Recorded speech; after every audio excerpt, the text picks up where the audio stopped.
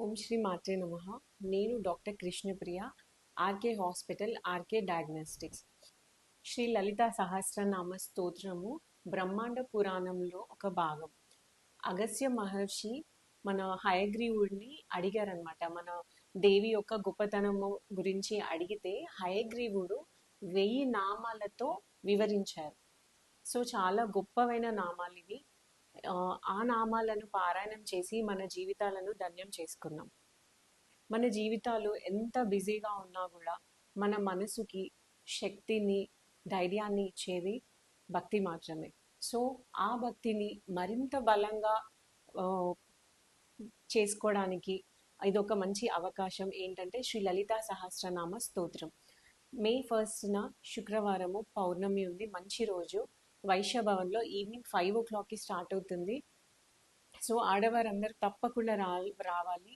సహస్రనామ స్తోత్రం, సహస్ర అంటే 1008 ఫీమేల్స్తో చేయాలని నా సంకల్పం.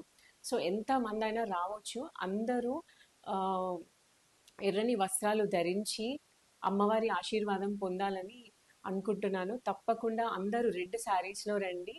ఈవినింగ్ 5 కల్లా వచ్చేయండి. వచ్చేటప్పుడు ఏం తీసుకురావాలని డౌట్ ఉంటుంది. సో ఏదైనా జస్ట్ ఫ్లవర్స్ అట్లా తెచ్చుకోండి. మా సైడ్ నుండి అయితే ఫ్రీ రిజిస్ట్రేషన్ అండి. పారాయణం అయ్యాక అల్పాహారం ఉంటుంది. అల్పాహారం చేసి తాంబూలం తీసుకొని వెళ్ళొచ్చు. సో అమ్మవారికి ఈ నామ జపం అంటే చాలా ఇష్టం.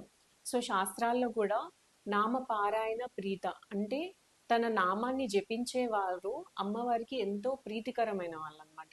సో భక్తి ప్రియ, భక్తి గమ్య, భక్తి వశ, భయాపహ. సో మనము పూజిస్తే, మన భక్తితో ఎంత భక్తితో పూజిస్తే మన భయాలన్నీ తొలగిస్తారనమాట.